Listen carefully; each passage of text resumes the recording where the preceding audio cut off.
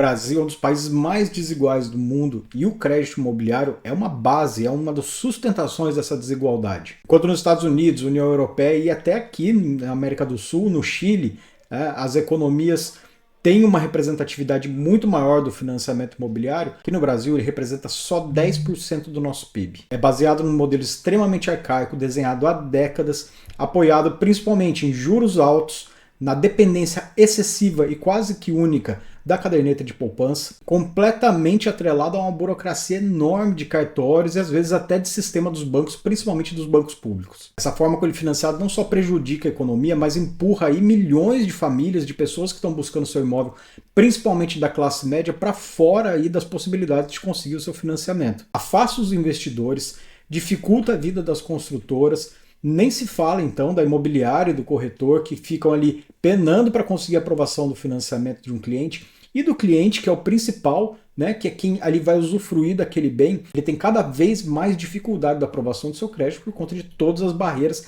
que o próprio sistema coloca. Isso aí aprofunda cada vez mais a desigualdade social.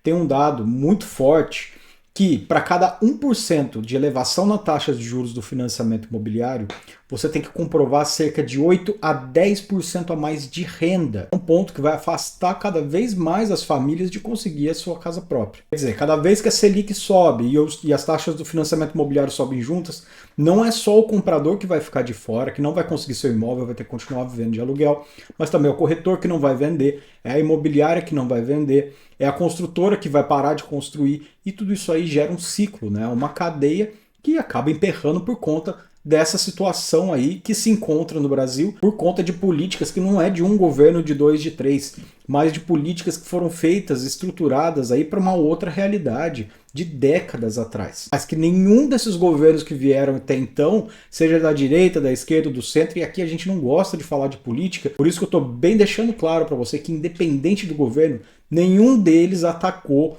os fundamentos, as bases do problema. O que foram criados foram soluções paliativas para nichos específicos do mercado, mas que como um todo não vai fazer o mercado crescer, não vai tirar essa desigualdade, e eu vou te mostrar aqui com números o quanto que isso representa, o quanto que isso pesa na economia do Brasil, mas principalmente para quem está comprando um imóvel, para quem tem o sonho de ter a sua casa, para quem já tem e quer trocar, pegar uma casa melhor, para quem financiou lá pelo Minha Casa Minha Vida e quer pegar um imóvel melhor, já tem condições. Esse vídeo aqui não é a minha opinião, é um estudo que a gente fez baseado em todos esses anos de financiamento imobiliário no Brasil para te mostrar a origem real do problema. Por que que a gente depende tanto de uma fonte só fica no blá blá blá de reunião de cúpula dos grandes banqueiros com o governo para ver alguma solução, um monte de anúncio de soluções possíveis, de coisas que vão melhorar, mas nada efetivo que realmente vai sanar a origem do problema, e muito pouca gente vem falando por aí realmente da origem desse problema,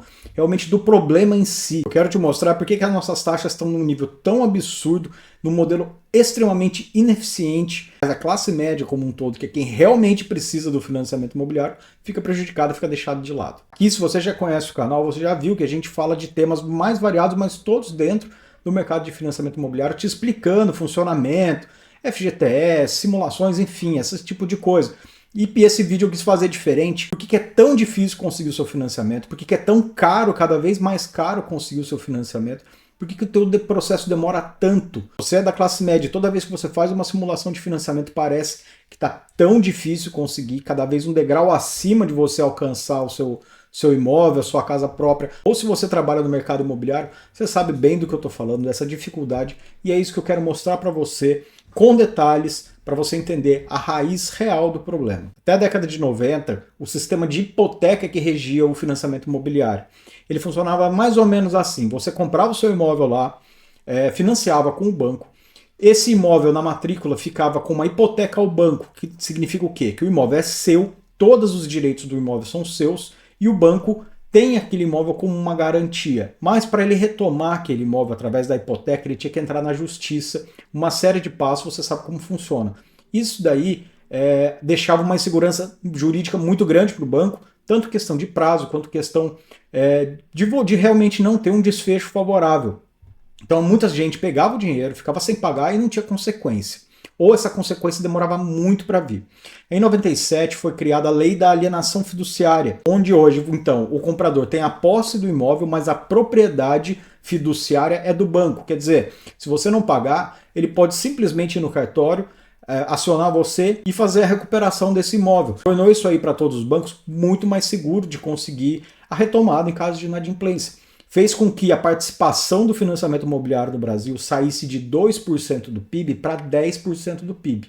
Só que a gente está falando de 1997, porque agora a gente está em 2025, passaram-se quase 30 anos e ficamos travados nesses mesmos 10%. Complementando essa explicação inicial, falando de taxa de juros, os juros do crédito imobiliário no Brasil hoje vão de 11,29% até 13,99%, quase 14% ao ano, dependendo do banco, dependendo da modalidade. E aí você consegue financiar um imóvel dando de 20% a 50% do valor como entrada, dependendo se é saque ou se é price, não é ponto para a gente abordar agora aqui, mas você tem ali entraves então de taxa de juros absurdamente altas, a gente fala aí de 2 anos atrás de taxa de juros na casa dos 9%. Então hoje a gente está com uma média de mercado de 12% a 13% de taxa de juros. A Caixa, que é o maior detentor de financiamento imobiliário do Brasil, representa aí quase 70% de todos os financiamentos imobiliários que são concedidos. Tem taxas para o SBPE que estão beirando ali os 12% ao ano, enquanto os bancos privados ficam um pouco acima disso.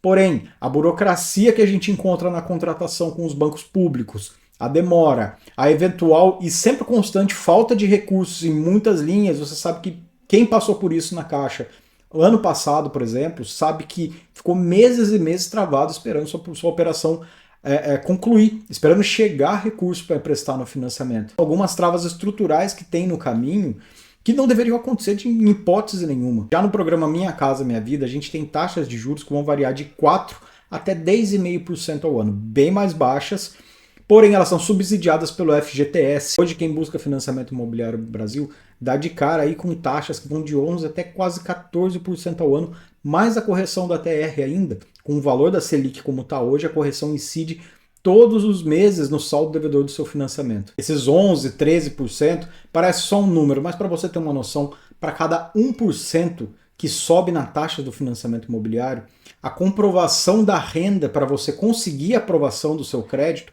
aumenta de 8% a 10% da necessidade de comprovação oficial de renda. Se você pegar como base um financiamento de R$300 mil, esse 1% vai dar uma diferença de R$700 a mais para você comprovar de renda. É metade de um salário mínimo que aquela família tem que comprovar. Agora você imagina quanta gente que fica de fora, que não consegue a aprovação do seu financiamento, em cada vez que foi aumentando essas taxas de juros nos últimos tempos. Para uma família que já está no limite, quer sair do aluguel, quer ter seu imóvel próprio, juntou um dinheiro para dar de entrada, isso aí vira uma barreira enorme, porque você não tem como comprovar mais renda. E essa diferença na comprovação de renda aí bloqueia a entrada daquela família. Agora compara isso daí com a Europa, que oferece taxas de financiamento imobiliário que vão de 3% a 4% ao ano. Nos Estados Unidos a gente fala em algo em torno de 6% ao ano. No Chile, nosso vizinho aqui, fica também em torno de 6% a 7% ao ano. É uma diferença absurdamente gritante. É um bloqueio de acesso à moradia, um bloqueio de acesso a crédito que vai crescendo ali silenciosamente, porque ninguém fala sobre o assunto. Nosso objetivo aqui é mostrar para você que o custo do dinheiro no Brasil, mas principalmente o custo do crédito imobiliário no Brasil, é uma barreira social absoluta há mais de 30 anos. Porque você tem ali sempre programas sociais voltados para as classes mais baixas e tem que ter subsídio, tem que ter ajuda. E as classes mais altas que têm acesso a linhas diferentes de crédito, que têm investimentos, conseguem captar recursos muito mais barato, com muito mais facilidade. Mas quem fica no meio do caminho, na classe média, que quer comprar o seu imóvel ali entre os 500 mil e 1,5 milhão, fica na dependência da boa vontade. Parece que você está pedindo um favor para o banco de aprovar o seu financiamento, sendo que você demonstrou capacidade financeira, você demonstrou ali vínculo com o banco, mostrou tudo. Só que você esbarra com juros altíssimos, dificuldade de aprovação de crédito por conta da comprovação da renda, além de outras dificuldades de aprovação do crédito, porque os próprios bancos estão sem dinheiro para emprestar, a poupança está esvaziada, eles têm que captar de outras linhas mais caras. tudo isso aí vira uma bola de neve que vai cada vez mais empurrando a classe média para escanteio, né? Ilustrando mais ainda essa diferença que os juros fazem no financiamento, como empurra tanta gente para fora.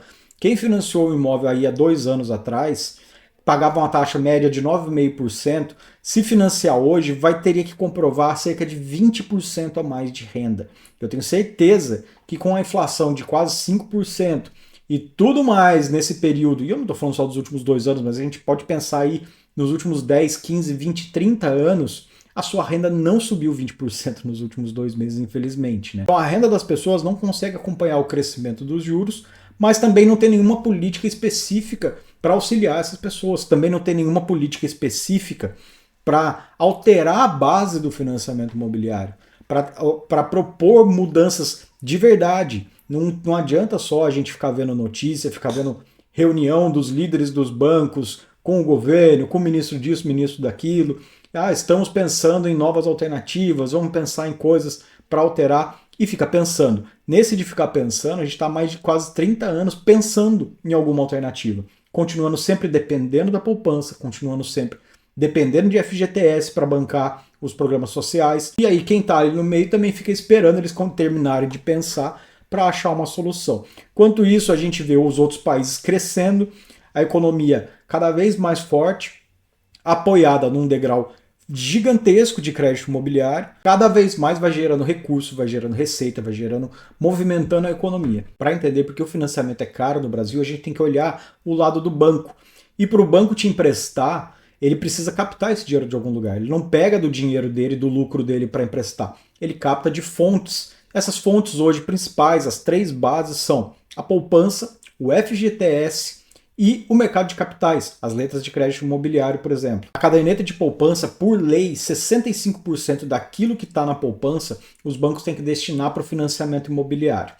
20% ficam lá com um fundo, com um banco que é chamado compulsório, que é um fundo que o Banco Central ali retém como um fundo reserva, uma segurança para quem colocou o dinheiro na poupança. E 15% é de movimentação livre. Agora, quando os bancos perdem os recursos da poupança, isso acontece quando as taxas de juros sobem, a Selic principalmente, porque os outros tipos de investimento ficam mais atrativos, aí vai secando a fonte de empréstimo do financiamento imobiliário. Em 2024, a captação da poupança foi negativa, quer dizer, teve mais saques do que entradas, em 21,7 bilhões de reais. E só nos primeiros 3 meses de 2025 foram 34,6 bi a menos. A outra base, que é o FGTS, ele financia programas sociais como Minha Casa Minha Vida, mas atende ali as famílias que têm renda de até 12 mil. Além desses programas sociais, travarem as taxas na contratação. Então quem está financiando hoje pela faixa 4 do Minha Casa Minha Vida, por exemplo, que pega uma taxa inicial de 10,5% e é baixa para os padrões atuais, mas historicamente é uma taxa alta,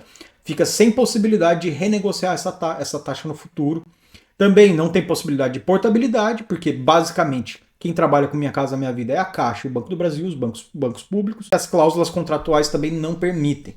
Dessa forma, você contratou hoje pelo Minha Casa Minha Vida, vai começar pagando menos do que quem está contratando nos outros bancos, mas futuramente você vai pagar mais juros, porque a taxa de juros não deve ficar onde está hoje, porque ela é cíclica.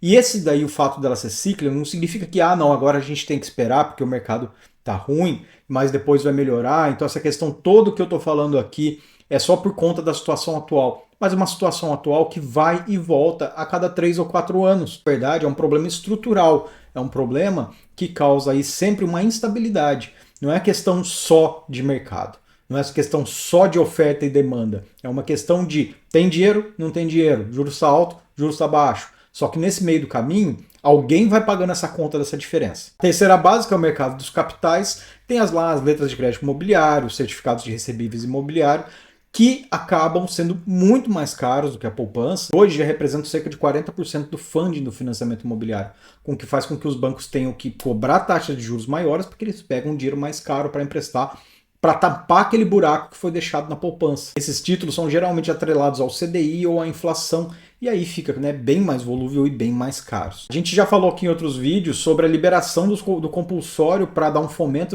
uma força no financiamento imobiliário, só que isso daí é mais um paliativo, né? É como você dar uma aspirina para quem está em tratamento terminal. Não adianta muita coisa. Ela vai dar um fôlego aí de 2, 3 meses, mas depois o mercado volta na mesma coisa, porque o dinheiro que poderia ser liberado ali, que se fala entre 40 e 80 bilhões, é muito pequeno frente à necessidade do mercado brasileiro. Porque aí a gente vê cada vez mais propostas, notícias dando esperança para o mercado, dando esperança para as pessoas, mas na verdade não vão adiantar de muita coisa. E tudo isso vai sendo soltado aos poucos, notícias, o mercado está reunido para ver opções do financiamento imobiliário, o governo vai estudar junto com os grandes bancos para aumentar a concessão, e fica tudo nisso daí que a gente escuta há mais de 30 anos. O papel, o crédito imobiliário é para ser para todos, é para ser acessível para quem consegue comprovar a renda. Mas na prática ele se divide como?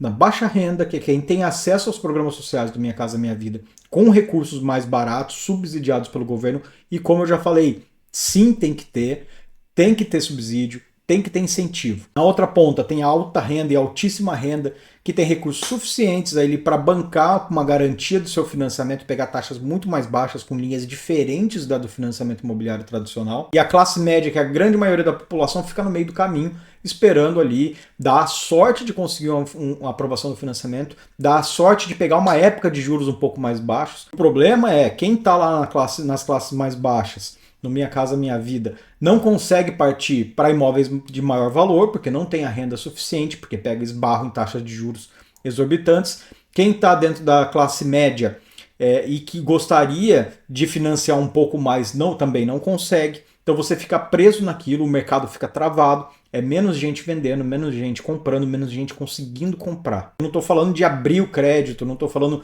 de fazer políticas de análise aí com facilitação de aprovação, não é isso. Mas é você ter ferramentas para conseguir captação dos recursos do financiamento que barateiem o acesso ao crédito para que essas pessoas que têm sim capacidade de pagamento possam pagar parcelas mais justas, mais baixas. Se quiser tratar a desigualdade de verdade no Brasil, você tem que deixar de fechar os olhos para a classe média, impulsionar essa faixa, mas não com subsídios pequenos, não com ações eventuais, não com pequenas doses ali de alento, né?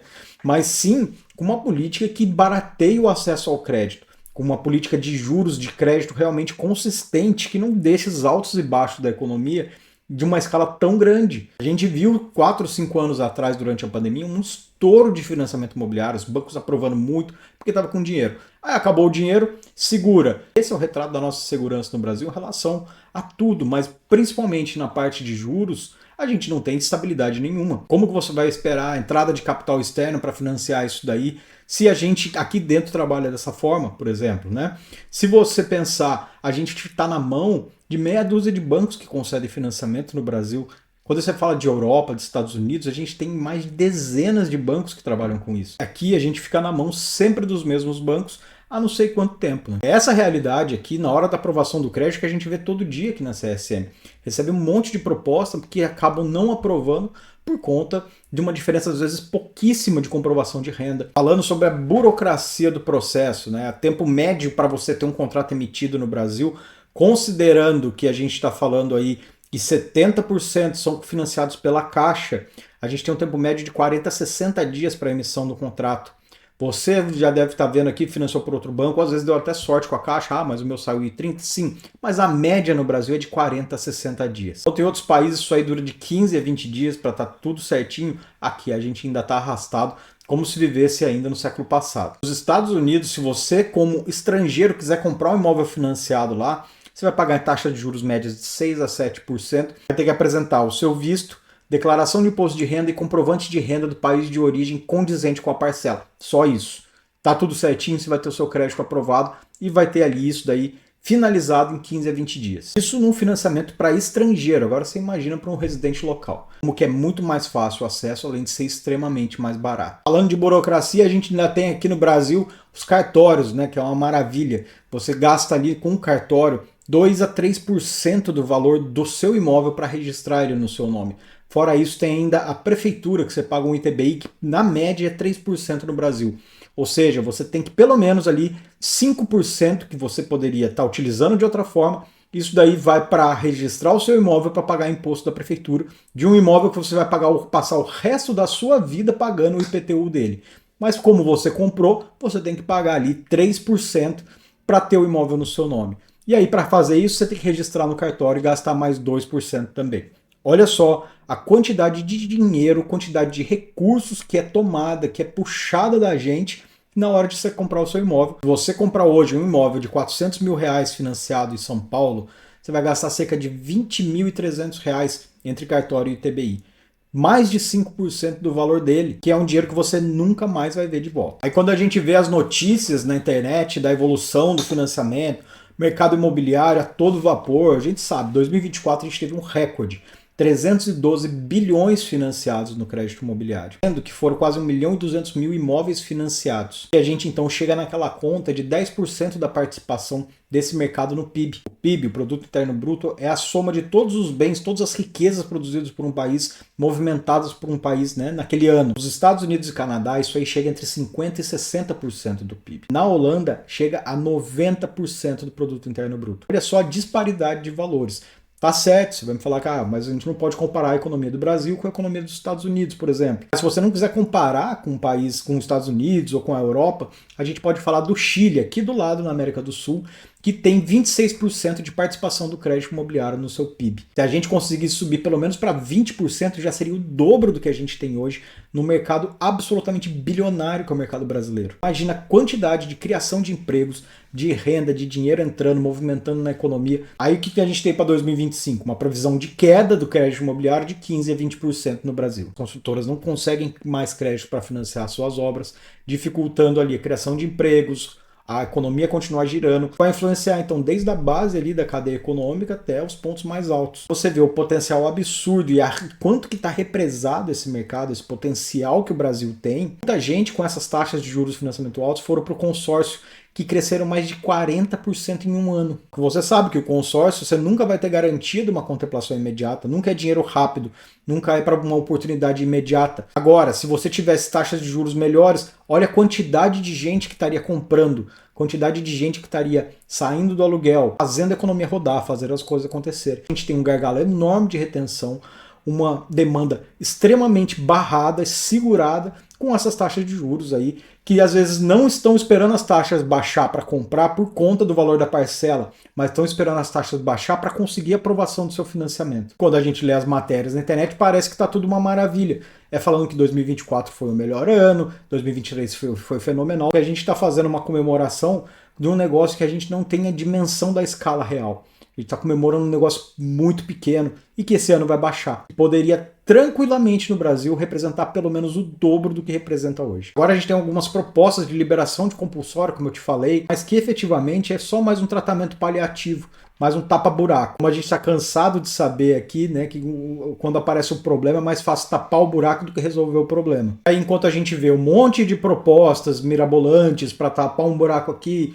para melhorar aquilo ali, para dar um subsídio aqui, facilitar um outro ponto para determinados nichos, o problema real continua se estendendo. O problema fica ali, cada vez crescendo mais. O financiamento imobiliário não é só uma compra de imóvel, é um motor econômico. É isso que ainda não foi entendido no Brasil. Para que ele funcione de verdade, a todo vapor, precisa de alteração estrutural. Não adianta só você subsidiar uma ponta e onerar a outra. Criar uma nova política de funding, de captação a longo prazo. Outros modelos, talvez, aí, de letras de crédito imobiliário, certificados de recebíveis, fazer com que a atuação dos cartórios seja cada vez mais digital, digitalizar para agilizar e baratear os serviços dos cartórios, que são absurdos hoje. O lobby nos cartórios do Brasil é muito forte e você pagar quase 2% do valor que você está comprando o seu imóvel só para colocar num papel isso, é realmente aí fora de base. O que precisa mesmo é de medidas de engenharia de crédito, de alteração do funcionamento da máquina do negócio. Ter mais linhas de captação, ter outras fontes de recurso, ter um controle mais forte sobre o spread bancário, abertura para bancos internacionais, para outros tipos de bancos, para fintechs atuarem com mais força no mercado de crédito imobiliário do Brasil também. Não adianta eles ficarem se reunindo todo mês, não se vê nenhum projeto efetivo colocado em prática, ou pelo menos analisado para que possa ser implementado direito. Um monte de tapa-buraco sendo feito para melhorar uma coisinha aqui, outra ali, para classes específicas, só que a origem do problema continua do mesmo jeito. Aqui a gente vê isso daí todos os dias. Com mais de 14 anos que eu trabalho no mercado de financiamento imobiliário, você já consegue identificar no perfil do cliente, no perfil da família, se ele tem capacidade, se ele vai pagar o financiamento, né? Assim, tem um feeling do negócio. E você vê muita gente boa que teria crédito, que teria possibilidades de comprar um imóvel com um pouquinho menos de taxa de juros, com uma condição um pouco melhor, fica engessada, não consegue fechar o seu negócio. E é mais um negócio, menos um negócio na economia, é menos dinheiro rodando na economia. A gente continua sempre andando para o lado. O que falta para a gente é estabilidade, previsibilidade. Sem isso a gente não vai ver crescimento do financiamento imobiliário. A gente vai ver picos esporádicos específicos, mas realmente nenhum crescimento sólido.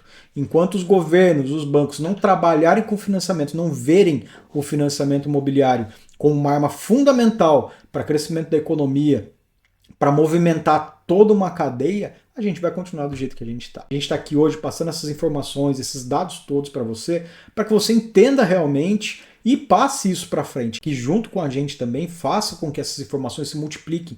Quanto mais gente sabendo, mais pressão tiver em cima desses órgãos, vai ser mais fácil um dia a gente esperar alguma reforma, alguma coisa estrutural realmente sólida que dê um direcionamento para esse setor que é tão importante para a economia do país. Enquanto isso não acontece, a gente vai seguir aqui trazendo para você os melhores conteúdos de financiamento imobiliário, sempre com as melhores oportunidades para você fechar um bom negócio. Financiamento imobiliário no Brasil não precisa ser um muro como está acontecendo para muita gente, né? Tem que ser uma ponte, tem que ser um canal de acesso, não só um produto para os bancos onde eles ganham dinheiro, mas um produto que seja realmente voltado para impulsionar o mercado nacional como um todo, para impulsionar a economia do país como um todo.